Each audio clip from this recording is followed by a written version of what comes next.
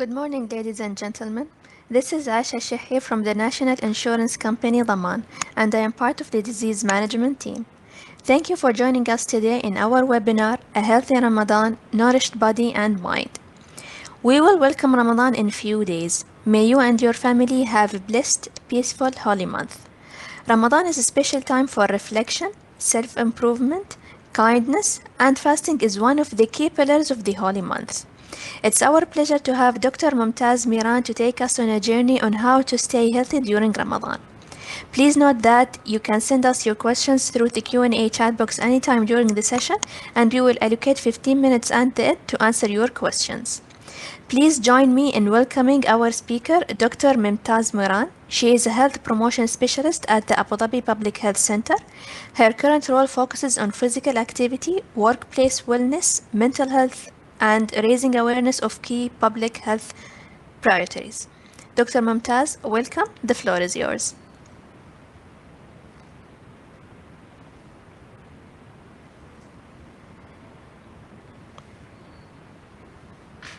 Doctor, you are muted. Thank you. Thank you very much, Shekha. Thank you for the introduction. And it gives me great pleasure to be here with all of you. Just give me 1 minute for me to share my presentation. Thank you.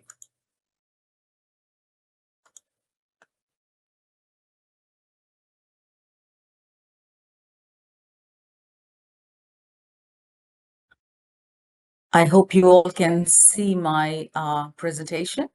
Yes, it's visible. Fantastic. Thank you very much, Shekha. Aisha, sorry, I keep calling you different names. Apologies for that.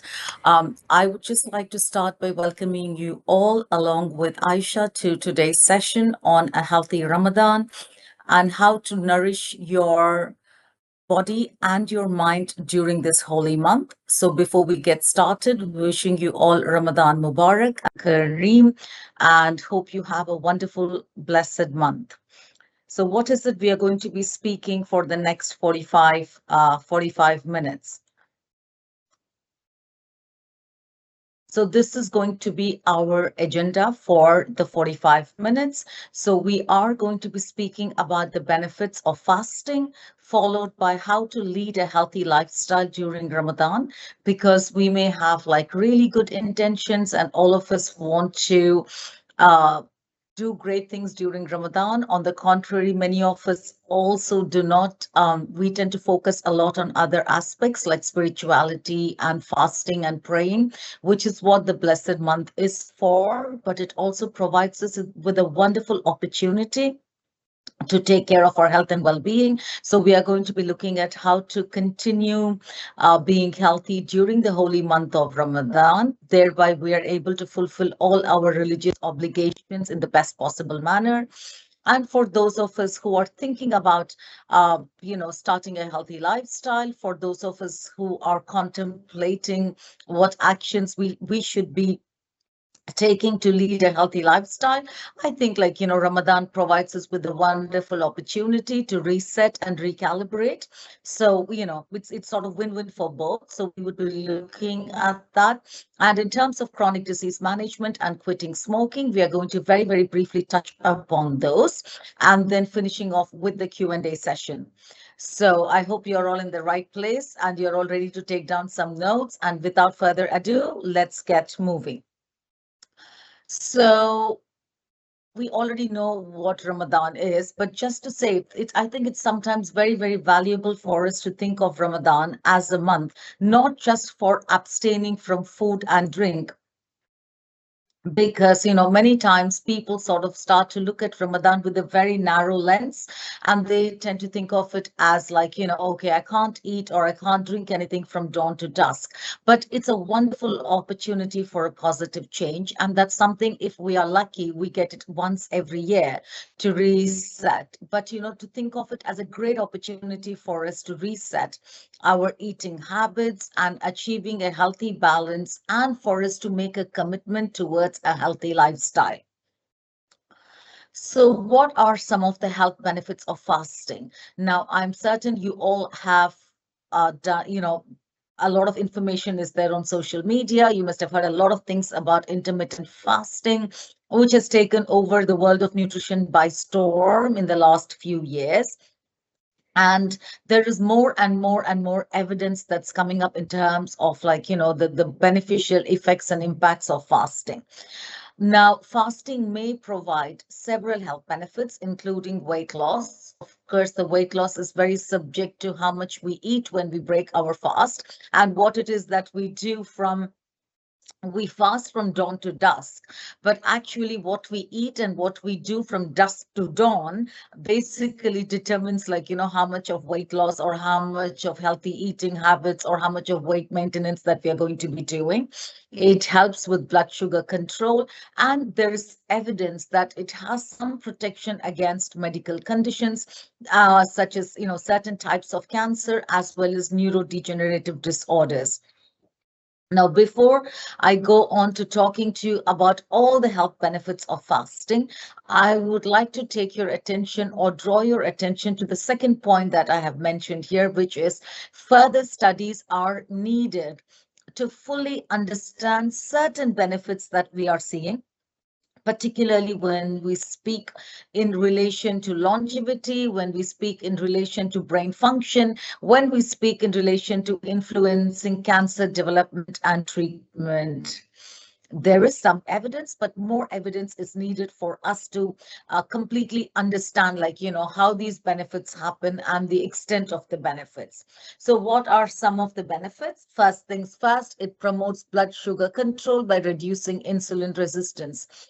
Now, there is a whole lot of evidence, there is a whole lot of knowledge now we have about insulin resistance, how one of the key factors that, enables people to become obese or put on, become overweight or obese or develop, like, type 2 diabetes and so on, is the raised level of insulin in the body, as well as the resistance that we develop to it.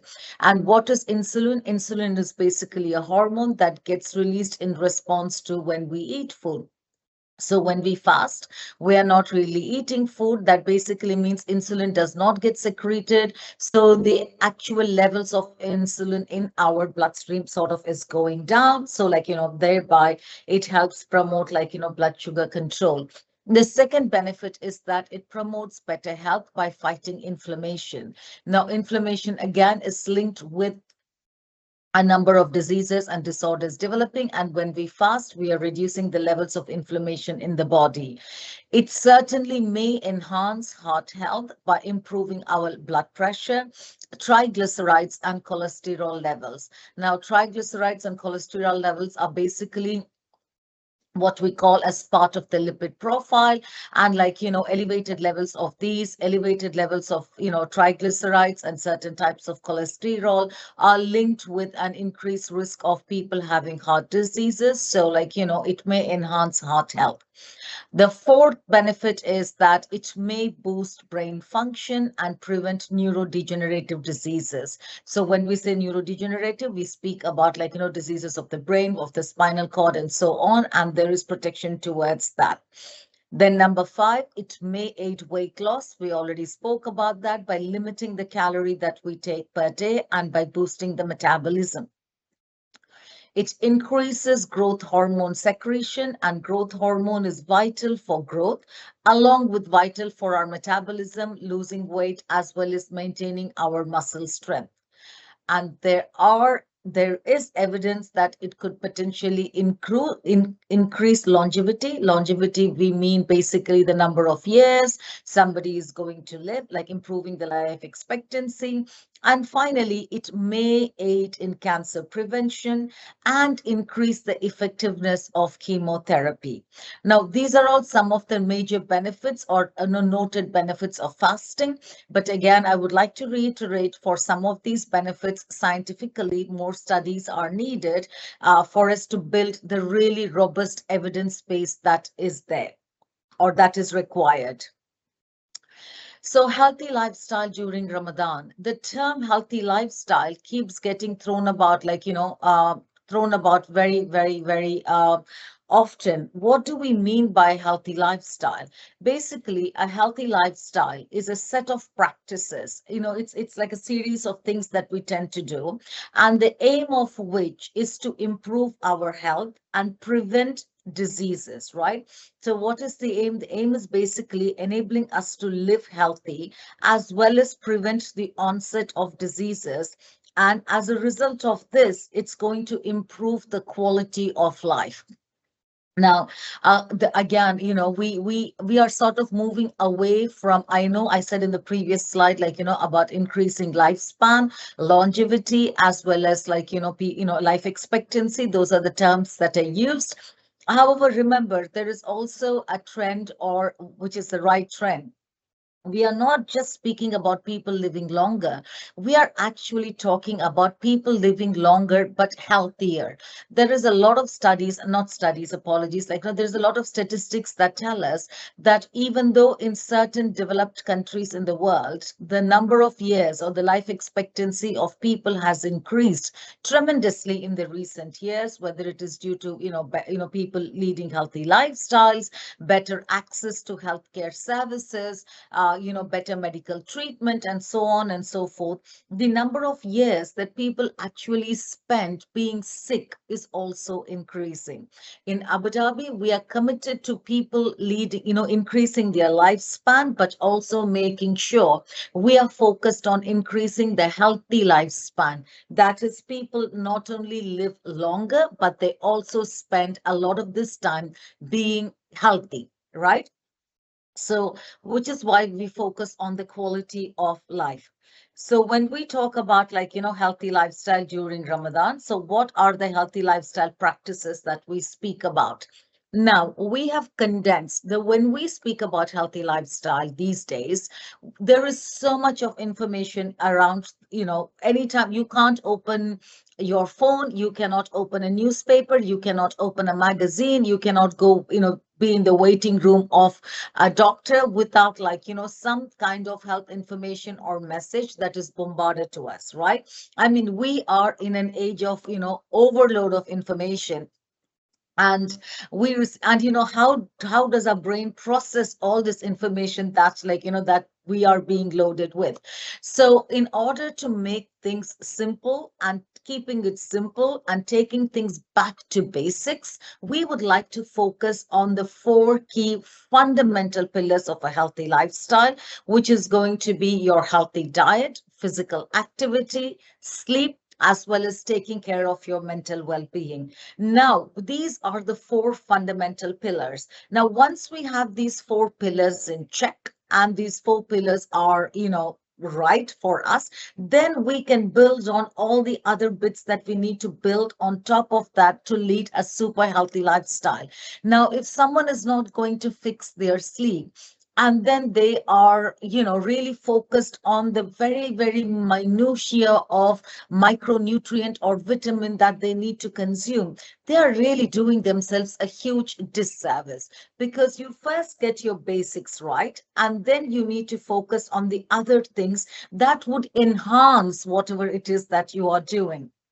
So I hope I have really reiterated the importance of getting your basics right with that. So what we are doing in Ramadan is basically we are synchronizing movement, healthy diet, sleep, taking care of mental health with the fasting practices, with fasting, and how our daily routine changes because of Ramadan, right? So this is basically what it is that we are going to be speaking about.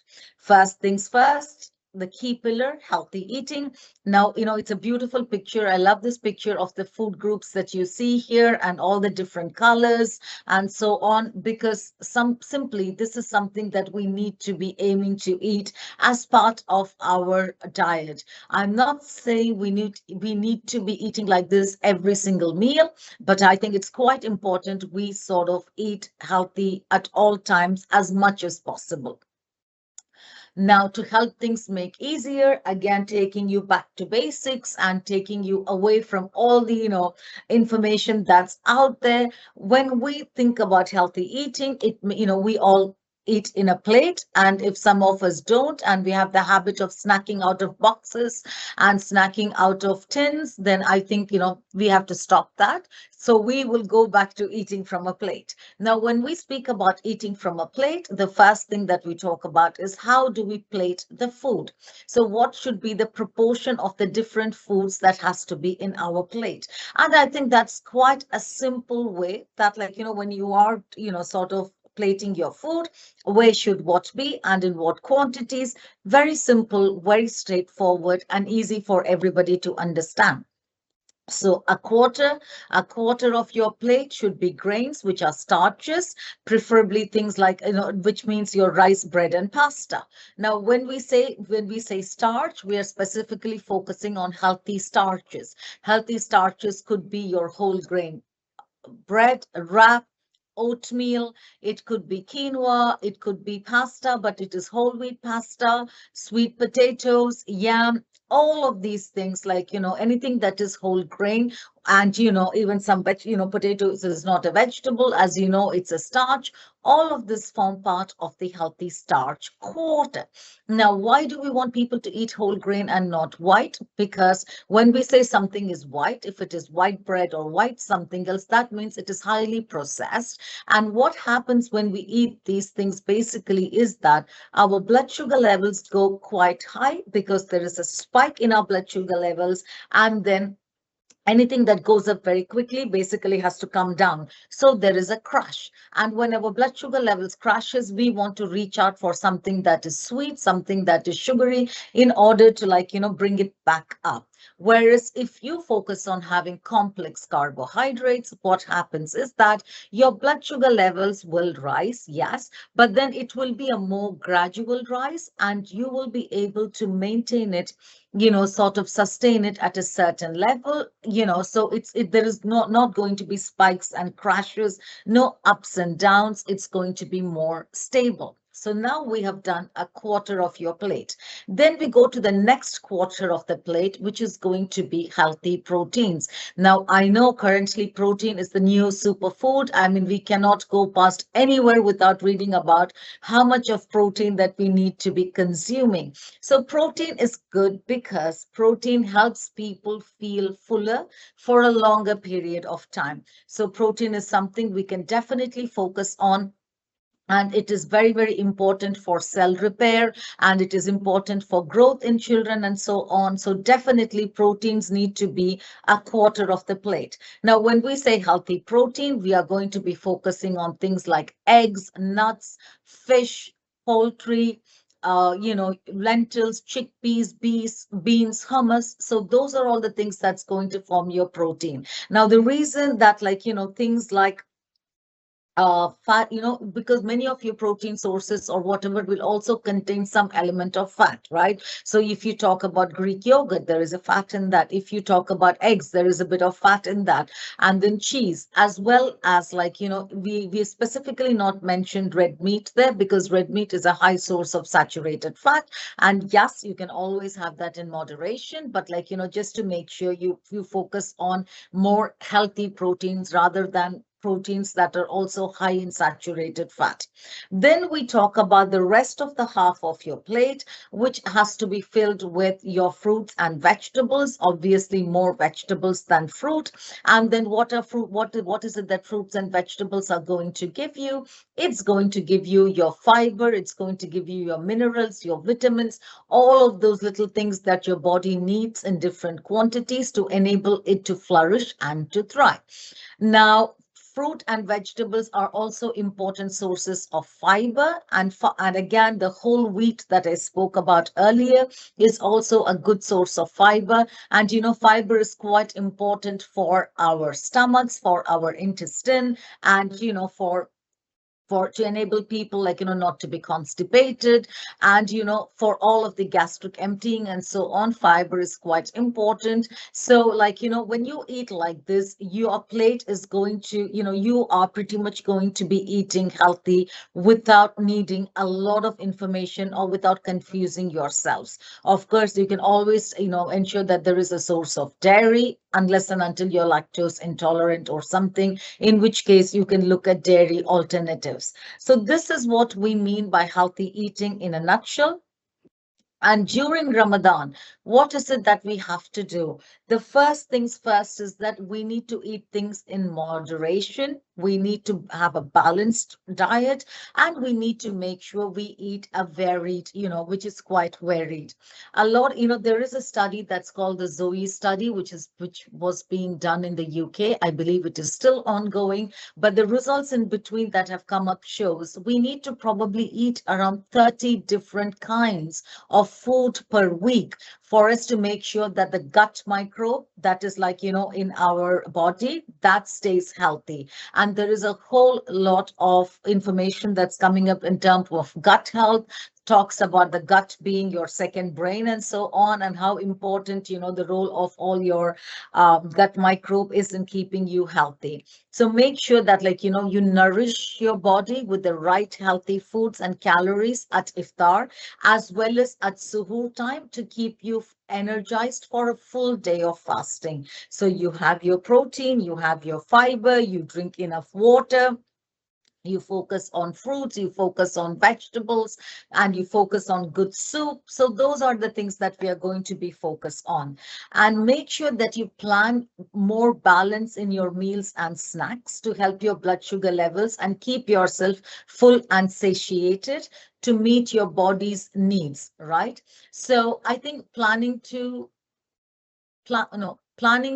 no, failing to plan is planning to fail, right? So it's like, if we are not planning, then, like, we are sure we are going to fail. So when at the time of iftar, if you have not really planned your meals or snacks or what you're going to eat, if hunger beats us any given day and time. So if you're really hungry, you're just going to eat everything that is there in front of you, basically. But then if you have planned your meals, if you have planned your snacks, if you know exactly what it is that you're going to eat, and the chances that you're going to eat healthy, we are really giving ourselves a great chance to continue eating healthy. So make sure you plan it. And again, we already spoke about this, but eating one type of food, regardless of whatever superfood that it may be, doesn't contain all the essential nutrients that our body needs. So make sure that there is balance and diversification in the choices of foods that we eat. So what are some of the recommendations? So of course, like, the traditional and religious way is to break your fast with dates. Amazing, do that. Choosing whole grains, which provides the body with energy and fiber. Choosing grilled food, choosing baked lean meat or skinless chicken or fish to get a healthy portion of good protein. And then, like, avoiding fried food and processed food that are high in fat or sugar, the amount of desserts, the buffets, the suhoor parties, the iftar gatherings. Yes, I think it's all what's that? It's all temptation. Like, it's around us everywhere, but we need to be more mindful and also think that, you've spent the whole day fasting. You've been in control of your needs, control of your hunger, control of your thirst. So we can always manage to, like, extend that control a little bit further into the day in terms of enjoying everything, but in moderation, and also making sure we, like, limit and avoid things that are not particularly healthy. And then make sure that when you consuming the right foods at suhoor with protein and fiber and water, that's going to help you last through the fasting hours. And most, all of us work during Ramadan, so I think we also still need to be productive even if we are fasting. So, like, make sure that, like, you take care of yourself during your suhoor meal. Of course, staying hydrated is critical, so making sure that, like, you consume 8 to 12 cups of, and water, it says during the day, but it means during the time that you are not fasting. And of course, reducing caffeine and sugar sweetened beverages and fruit juices. Caffeine is acts as a dehydrate. It dehydrates you, so it doesn't matter if you're going to be drinking a lot of coffee and then a lot of water. You're basically sort of canceling out the effects. So reduce your caffeine intake. Instead of having fruit juices, choose to have fruit and vegetables because they contain lots of water and they also give you the fiber. Whereas if you drink a fresh fruit juice, I know whenever people think of fresh fruit juice, people think it's very healthy. Absolutely, probably healthier than a Coke, but that also contains a lot of sugar, like natural sugars, as well as the fiber is lost because you squeeze out the elements of the fruit and it is just juiced. So choose to have a fresh fruit or a vegetable instead. So what are some of the signs and symptoms of dehydration? Now, we may be dehydrated for quite a bit before the signs and symptoms come up. So, for example, if you feel really tired, if there is restlessness, if you are irritable, there is headache, constipation, you don't feel that you're going to pass urine as often as you normally do, and then you may have higher appetite for food, want to eat. So these are all some of the signs of dehydration. Now these can happen even because we are fasting, especially the first couple of days, but just make sure that you are hydrating yourself well with lots and lots of water, so like you can minimize all the other impacts and take care of yourself during Ramadan. Now, if you go to ADPHC's website, there are some wonderful recipes that sort of tell you, how it is you can have healthy meals for yourself. And it also has all the nutritional content there, from the total kilocalories to fat to saturated fat and sugar and so on. So please do visit us on our ADPHC website where you can get access to some healthy recipes that will help support your goals during this holy month. Now, a lot, people Ramadan is a time again, people do tend to eat many traditional foods, which is high in sugars and fat. And then, you may find yourself eating more of these, and then, you may end up having some digestive issues. And some of the common symptoms that occur during Ramadan, people have reflux, they feel too full after eating, or they are constipated. So again, similar things what we spoke before, which is like reducing high fat items, spicy foods, added sugars, caffeine and carbonated drinks are very good. Instead of that, try eating smaller portions. So you're not just sitting and eating a huge portion of food after not eating anything for like 12 to 14 hours. Take the time to eat and chew your food. Don't just gulp the food. Consider using healthier means of cooking, whether it would be grilling, baking, and then, measure the amount of oil that is being used in cooking. Track your fluid intake, more fruits and vegetables, as well as doing light activity. That's very, very helpful. Also, if someone is experiencing reflux in the night, make sure that you don't go to bed immediately after you have had a big meal, and try and elevate your pillow at bedtime. So these are some of the things that you can try to help manage any of the symptoms that you may have during Ramadan. Physical activity. Now we are going to the second pillar, which is talking about physical activity.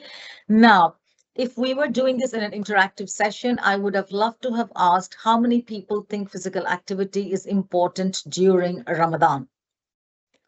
Now, benefits of physical activity. Obviously, we all know about the benefits of physical activity. It's going to improve your mood, reduce anxiety, so you feel better, you're going to feel happier, you will be able to focus better at work because it increases our concentration and productivity. And of course, it lowers the risk of developing chronic diseases like heart disease, type 2 diabetes. And when physical activity combined with a healthy diet, it's going to help people maintain a healthy weight, which is a key component of, leading a healthy lifestyle and so on. So these are some of the physical activity recommendations. So we all should be aiming for a minimum of 150 minutes of moderately vigorous physical activity. Now, moderately vigorous physical activity basically is it raises your heart rate, you are breathing faster, and you are feeling slightly warmer. One way to tell if you are working at a moderate intensity is if you can still talk, but you're unable to hold a tune, right? So 150 minutes is the bare minimum per week that we all should be aiming for. Of course, the more you can do, the better. And then in addition to that, we all need to be focusing on at least muscle strength activities for at least 2 days a week. Now, this is done. The third is where I would like to draw your most important attention to. Limit the amount of time spent being sedentary. So even if someone goes to the gym and then they do a lot of stuff in the gym, a lot of bodybuilding, a lot of strength training, weightlifting, great, amazing for them. However, if they spend the rest of the 23 hours or 22 hours, like, just being sedentary and not really doing anything, that itself is an independent risk factor for ill health. So we have to limit the amount of time being spent sedentary and replace it with physical activity of any intensity, including light intensity. This is especially true for most of us working in office-based jobs where we are being seated pretty much throughout the day. We sit in our cars, we come into work, we are seated, we take the lifts. Basically, we are just going, living our lives being seated from one location to another location. Our leisure is on devices, our work is at desks, and then, so we are not really doing anything. So every little thing that you do for physical activity counts, whether it is you are going to be taking the stairs at work, whether you're going to be whether you're going to take the stairs at work, whether you need to be, instead of using the lifts, whether you're going to park your car like a little bit further away, and then you walk to your workplace or wherever it is that you're going. We see people in shopping malls going round and round and round trying to find the closest car park that they can to the entrance. It's okay. You can park your car a little bit further and take a couple of extra steps, playing with your children, doing household chores. Every little thing counts, and just make sure that you are doing whatever little that you can do to improve your levels of physical activity, and let it be a part of your day-to-day routine. So we already spoke about what are the benefits of physical activity, and these are some of the health risks of being inactive. So there is a direct link between physical activity levels and chronic diseases. So there was a survey that was done in 2024 in the UAE, which found that 76% of the people that participated, they were committed to improving their physical activity during Ramadan. 55% of people opted to exercise after iftar and late into the night, obviously because they're going to be feeling better after they've had some food. 34% of those said that they exercise less than usual during Ramadan. Of course, people are going to work out less, because people feel that they're really tired, that they're exhausted, they cannot really, do anything. But believe me, doing any sort of light, intensity physical activity, whatever it is that you can do, is going to help you in, maintaining your healthy lifestyle and your fitness, and increases your endurance and strength during Ramadan. So the most preferred activities during Ramadan is fasting, followed by running and aerobics. And why is it challenging? Of course, the impact of fasting. People are not eating as much, they are not drinking as much, and they feel energy levels are depleted and they feel dehydrated. Also, of course, the routines are altered, changes in your daily schedule for prayers and meals, and, issues with waking up in the night, not enough sleep. All of those plays a key role. And why is it important for us to continue being physically active? Because it continues to support physical and mental health during fasting, enhances overall well-being, and aids in weight maintenance or loss. And So how do we stay physically active during Ramadan? So first things first, like, for example, like, participate in group activities or community walks to stay motivated and connected. Now, we from Abu Dhabi Public Health Center, we have a whole lot of Ramadan activations that are happening across Abu Dhabi, Al Ain, and Al Dhafra during Ramadan to help people stay active. So Ramadan is a month of community spirit as well. People want to socialize more, they want to meet people more. There is a community spirit.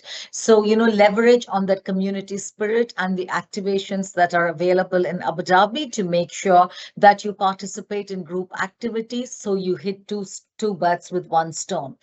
Optimal timing. Again, plan your workouts. Like what I told about planning your meals, plan your workouts, so when your energy levels are high and when you're able to, like, do physical activity. Listen to your body. Most important. Choose moderate intensity exercises that suit your energy levels and rest when you need to. Please listen to your body, not to the body of your friend or what they are doing. You do you. Your competition or your idea is to be better than yourself yesterday. So think of your personal best, your personal goals, whatever it is that you want to achieve for yourself, and focus on that. Of course, a balanced nutrition. We spoke about that.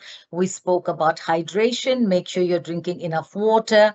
And then, consistency is key. It is like progress over perfection, right? So we don't need to be absolutely brilliant. We don't need to, like, be very, very focused on achieving or beating our personal best during Ramadan. Let's just focus on being consistent. Small, little consistent actions taken will lead us to the goals that we want to reach and achieve. So, like, set yourself small achievable goals daily and go and hit those goals, and you will feel better and you will achieve all your goals during Ramadan, inshallah. Sleep. Sleep is a critical factor of, one of the core pillars of leading a healthy lifestyle, and, like, healthy sleep for the mind and body. So sleep is crucial, critical, doesn't get the same amount of importance as physical activity and exercise, I'm afraid. But, sleep is not a waste of your time. We all need to sleep. Rest is crucial, and lack of sleep is associated with chronic conditions like obesity, diabetes, cardiovascular disease. And after a good night's sleep, we all do better the next day. We perform better at work, and it is quite crucial for our overall health. And when we sleep, there are certain things like cytokines that get released, which fights infection and inflammation in particular. What is the amount of sleep that we require? It varies according to the ages of our lives, but for most of us in adults, it's around 7 to 8 hours of sleep, but also focus on the quality of sleep, not just staying in bed, but also good quality sleep. So what are the challenges of sleeping during Ramadan? Of course, staying up late because, like, there's again, people socialize, people want to stay up late, because they have a lot of things happening. People go for prayers and so on. They wake up early in the morning for suhoor. People are generally feeling fatigued because, like, they are fasting. There's physical and mental fatigue. And sometimes, people are not being physically active. And that also leads to, like, challenge, that also makes people more tired and enables them not to sleep well in the night. Now, isn't that a bit funny? A lot of the times when we are fatigued, we are like, oh, the last thing I want to do is go and be physically active. But sometimes the best thing that you can do when you want to beat fatigue is to, like, sort of go and do some light activity, and that's going to boost your energy levels. So, again, like, so what might happen is that, like, you may have an impact on your digestion because, like, you're eating late at night and then during suhoor. So, like, you're having that challenges in sleeping, stress, and lack of concentration, and so on and so forth. So these are all some of the challenges of sleeping in Ramadan. So how can we regulate our sleep during Ramadan? First is regulating our sleep hours. Make sure you divide your sleep into 2 periods. habits, and please maintain a daily routine. And that's not just during Ramadan, that's through everyday life. If there is one single thing that you can do to ensure that you have healthy sleep, is to make sure that you maintain a daily routine, going to bed and waking up every single day at the same time or similar time, including weekends. And try and, like, take some short naps, and then avoid waking up early, make sure that you get enough sleep, and avoiding heavy foods before bed, making sure you give yourself time from the time you've eaten to going to bed, and eat foods rich in protein and fiber. Make sure that, like, your room is comfortable, your bedroom is quiet and dark, and you can practice some relaxation techniques before bed, such as deep breathing or meditation to help calm your mind. Definitely avoid stimulants before bed, whether it is coffee, tea. Don't do that. And finally, the bane of current life and existence, which is smartphones and electronic devices. Please try and avoid using them, like, before bed, because the blue light that gets emitted may affect the secretion of certain hormones, which helps in sleep. And when we do use devices, like, again, that's one thing that is biological, but also psychologically, you are seeing like a lot of things that may play in your mind, and they may not help calm your mind. They may actually agitate you, or make you anxious, or make you worried, and, like, that all may have an issue in helping you sleep. So mental well-being. Now we come to the last pillar, and mental health basically has been defined as not merely the absence of mental disorders, but rather a state of well-being in which the individual realizes their own abilities and they're able to cope with the normal stresses of life. Yeah. So that's what mental well-being is. These are some of the characteristics of good mental health, which includes having a sense of contentment and, like, ability to deal with stress and bounce back, the resilience, and the ability to build and maintain fulfilling relationships with our family, friends, community, enjoying a work-life balance, and having a sense of purpose in life, and being flexible enough to learn new things. So how can we take care of our mental health during Ramadan? Looking after our physical health, because if we are going to be physically feeling good, our mental health is going to be good. Looking after your sleep, we already spoke about that. Connecting with others. Again, Ramadan is a spirit of community, so make sure that you connect, engage in meaningful connections. And loneliness, I believe, is loneliness itself is an independent risk factor, regardless of all the physical risks that we spoke about for certain chronic diseases and health conditions. Talk to people if you need help. Do not hold everything in. Talk to trusted people, and then reflect and write down your thoughts, like journaling. It really helps to see our thoughts in a notebook or somewhere. And doing good deeds. Yes, Ramadan is a time when all of us, like, would like to do charity, volunteering. And when we, be, for example, these are all the things you can do to take care of your mental health. You can also support somebody, like, maybe they are going through a hard time. You can make them feel seen and heard. So when you support somebody else, when you engage in volunteering, when you engage in charitable acts, you are actually going to feel better about yourself. So it is a win-win. You're going to feel better about yourself, and your mental health is going to improve by taking care of somebody else. And keeping an open mind and being flexible and adaptable. These are all the things that we can do, like, to take care of our mental health and well-being. So what are some of the energy boosting activities we can do during Ramadan? So fasting definitely leads to low energy levels and a lack of focus and concentration. Some of the energy boosting activities include taking a short nap, doing some light activity. You can do, reading the Quran or journaling, calling a friend, doing some yoga, speaking to a friend, taking a break, art or coloring. The options are a million. You just need to choose what works best for you, what you're interested in, what helps you, and focus on that. And you are going to have a restful or an energy boosting Ramadan.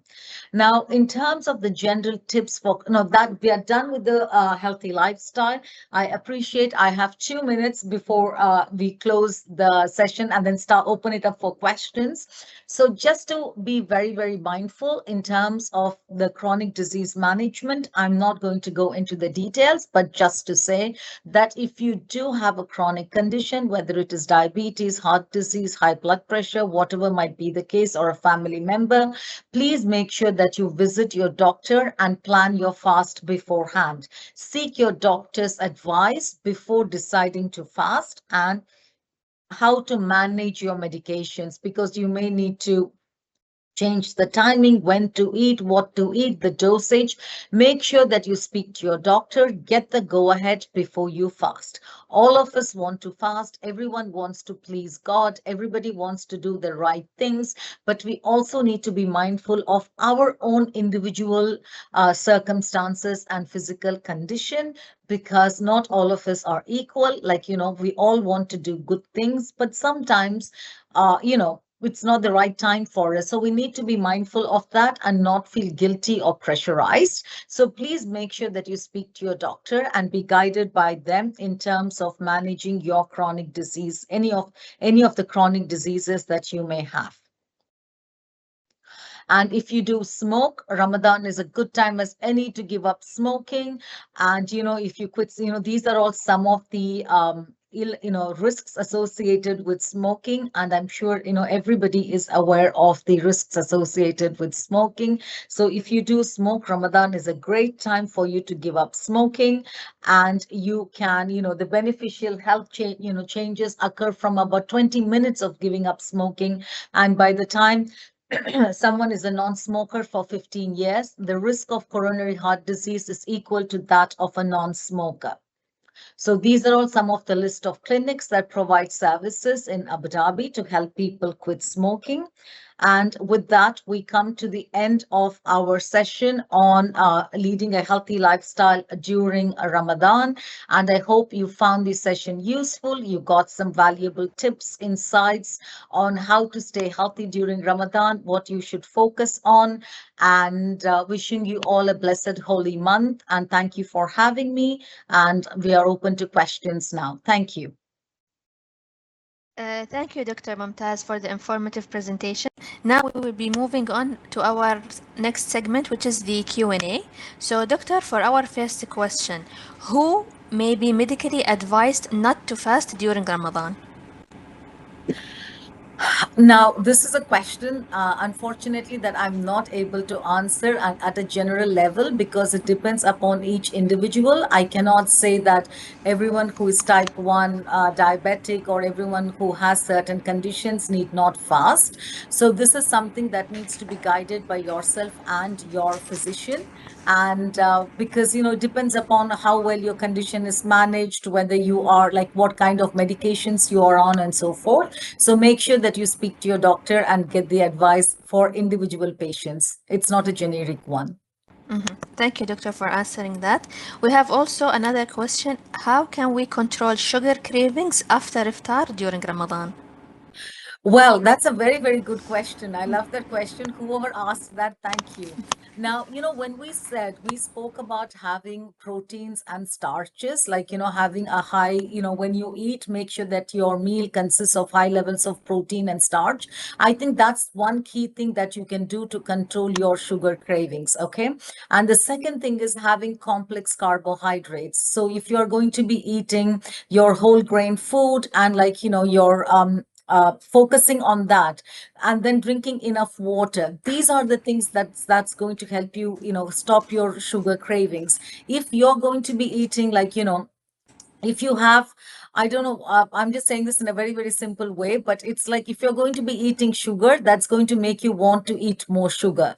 So that's the way it works. So try and avoid it from the beginning. Eat definitely protein and fiber. Focus on that. Focus on drinking water. And I think it works different for different people. Like some people say, oh, I can have a bit of sugar and everything is going to be okay with me. But for other people, having a bit of sugar is going to act as a trigger and then they cannot stop eating and they want to eat a whole lot of sugar. So sticking to complex carbohydrates, having enough protein and fiber and water should help you with your sugar cravings. Thank you, Doctor, for answering that. And Doctor, regarding water consumption and hydration. So we actually have two questions. What are the signs of dehydration and what are some hydration strategies between iftar and suhoor to make sure that we are drinking plenty of water? Thank you. So, in terms of dehydration, I think we did see that in the slide, but that's okay. The thing about dehydration to remember is by the time that you are going to, feel the signs and symptoms of dehydration, you're already dehydrated, right? That's why, like, you are feeling the signs and symptoms. So, symptoms of dehydration include, like, you're feeling irritable, you have a headache. Sometimes, it happens to me a whole day, I'm really busy at work, and suddenly I'm like, oh, I'm just feeling like, a mild headache coming on. And then I realize, oh, that's because I haven't had any water in the last, like, I don't know, whatever hours. So I think, having headache, being irritable, not feeling the need to go pee or pass urine, or when you go to pass urine, the urine is really dark color, like, it's not, it's like really a dark yellow and so on. These are some of the signs of dehydration. You feel tired. So that's what it is. Now, in terms of what you can do, as we said, like, drink a lot of water. Now, when we say about drinking water, yes, you don't need to take a whole big bottle and gulp everything together at the same time. Make sure that you're drinking water throughout the time from iftar to whenever you go to sleep. You take small sips of water, but you're drinking, like, throughout the time period. That's one thing. The second thing is that, like, when you are eating, tend to focus on vegetables that have high water content. So things like your cucumber, I think watermelon, these are all foods, like, melons, these are all foods that already have a high water content. So making sure you're having more of those kinds of foods.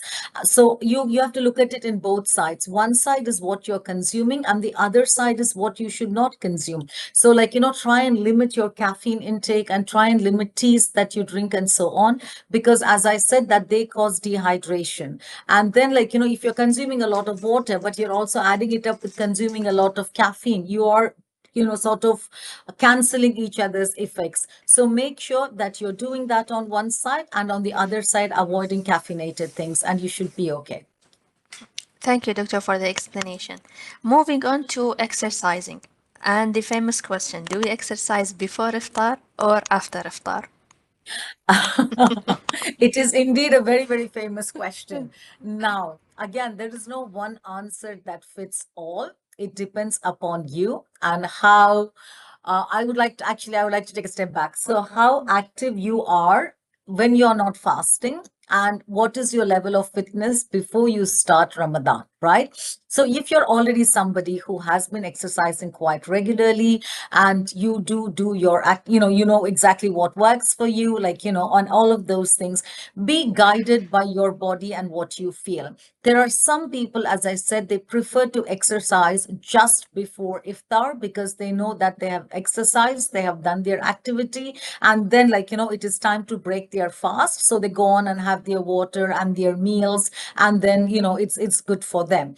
But some people at that time of the evening, when they have not eaten or had anything to drink for a long period of time, they are very, very tired. And the last thing, like, they can't bring themselves to engage in any sort of, intense or moderately vigorous physical activity. So they wait until, like, after iftar for them to do the exercise. You do what works best for you, do some trial and error. But the only thing I would like to add is, like, be guided by your body. If you're already feeling weak and really tired, that's not the time to be engaging in intense physical activity. Of course, if you want to go for a walk or do light activity, that's fine.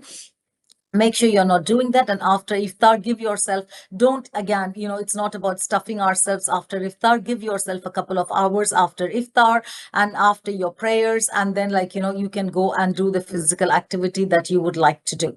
So these are, again, no one size fits all, but, like, try, my suggestion is try different times to see what works best for you and be guided by that. But always listen to your body. If you're feeling really tired, dehydrated, you feel that you have no energy, that's not the time to be engaging in it. Thank you, Doctor, for the thorough explanation. We also have a question. How can we tell the difference between normal fasting fatigue and something that needs medical attention? Now, when you say fatigue, so I would say, I'm just trying to understand when they say regular fatigue. Is that like a regular fatigue, as in fatigue that they feel when they are not fasting? Yes, you And can then say that. is Yeah. that you can say that, yeah. So I think that's how shall I explain that? Okay, so in terms of fasting, like, you know that you're fasting the whole day, you're not eating, you're not drinking, and your energy levels are going to be low. So, so you can probably attribute that to your fasting, and then see how you feel after you've had, broken your fast, and then, like, you feel better once you've had something to eat and drink, and you feel better. So you can attribute that to you were feeling tired or fatigued because you were fasting. But if you think that you have eaten well, you're hydrated well, you have slept well, everything else, like, everything else is under control, but you still feel that, like, you're continuing to feel tired, you're continuing to feel fatigued, then I think it's time that you meet your doctor, because there are various reasons for fatigue. Sometimes, like, it is anemia, like, your RBCs or hemoglobin levels are low. Some, it could be various reasons. So just make sure that if you're feeling fatigued at a time when you're not fasting and you have eaten, drunk, slept, everything is good with you, and you still feel tired, I think that's the time for you to meet your doctor. Thank you, doctor, for that. And for our last question, as you know, Ramadan also is the time to gather with family and friends and also eat a lot. So, how can people eat mindfully at an iftar social event without overeating? Thank you. So if when you go, it's hard for everybody. Okay, the first things first is give yourself grace. Yeah, I think we all want to do good. We all have the best intentions, but we also have to be mindful about balancing, the traditions, the cultures that we have, and respect them, as well as respecting our bodies and wanting to lead a healthy lifestyle. Okay, so there is, so it is not about rigidity, it's not about saying I'm not going to do anything traditional or cultural because I want to focus on healthy lifestyle. That's not what we are aiming here at all. It's about balance and moderation. So when you do go for an iftar meal, when you do go for your family gathering, try to choose things that are considered healthier, right? So you may start with the soup, you may have some dates, have, choosing to drink more water than, a sugary beverage, or, something else, trying to choose things that are grilled or baked rather than fried. It's about finding that little balance, and also make sure that you're not eating too much that you're feeling stuffed. That really happens because we have not eaten the whole day, and then this whole huge food is in front of us, and immediately, like, we just go and we act as if, like, we are never going to see food again the next day, and eat until we are this full. So just trying to be mindful. And also, I think it helps. A lot of the times we don't want to tell people, but I think it really helps if we are trying to lose weight or if we are trying to be healthy, to tell our host in a respectful way, or friends and family, that I'm trying to be healthy. Please help me be healthy, because many times it also comes to pressure. If you say that, like, you don't want to eat, or you're leading a healthy lifestyle, everyone is like, oh, one day it's not going to do, anything wrong. You're fasted the whole day, so you deserve it. And I honestly feel, and I'm saying this for myself, the downfall is we all think we deserve way too many treats than we actually do. Treats are meant to be once in a while. Eating a chocolate every day, it is no longer a treat, right? I mean, I think it's about having that balance, and doing both. But if push comes to shove, if, let's say, you go one day and you have eaten everything, don't feel guilty. Don't beat yourself up about it. It is one day, and Ramadan is for 30 days, let's say, and the year is 365 days. So don't worry if one day you have done, you have overeaten at a party, or at a gathering. Take the lesson from that. Think about what exactly happened, what were your triggers, what made you do that on that particular gathering. Reflect on it, and then think about the next gathering before you go. What is your plan? How is it that you're going to approach the evening? If somebody tells me, what is it I'm going to answer? So plan and go. And by trial and error, you will find what works best for you and help you achieve your goals. Thank you, Doctor. Appreciate your thorough explanation. So with that, we will wrap up our Q&A session. Thank you once again, Dr. Mumtaz, for sharing your expertise and valuable insights on such important topics. Thank you. Thank you so much. Pleasure to be here always. And to our audience, we have now reached the end of our webinar. Thank you for joining us and participating. Please take a moment to answer the survey questions. Your feedback are much appreciated. Thank you all for joining us today, and we look forward to seeing you all again on our upcoming webinars. Stay safe and have a blissful Ramadan. Thank you. Thank you.